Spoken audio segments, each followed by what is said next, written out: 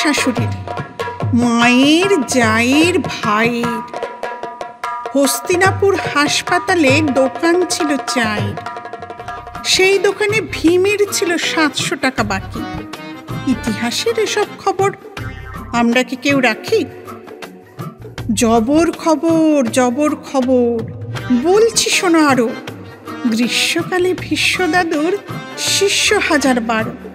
দস্যিগুলো নস্যি টেনে লস্যি এনেই বাঁকে। মাখা তো রোজ বিশ্বজয়ী ভীষ্ম দাদুর টাকে। রামায়ণেও একই ব্যাপার। মন্দোদরীর মামা পরীক্ষাতে ফেল করলেই দিতেন মাঠে হামা। পাশ করলেই চাপিয়ে গায়ে 150 গরম জামা। আজও মামা বাজি ধামা গাইতো সারে গামা। সে গান শুনেই দারুণ রেগে শূর্পণখা টিসি রাত দুপুরে হাত পা ছুঁড়ে ভাঙত বোতল শিশি। রাত্রি শেষে দৌড়ে এসে 700 মুনি ঋষি হরেক রকম নাচ দেখাতেন, ঢং, বিলিতি, দিশি।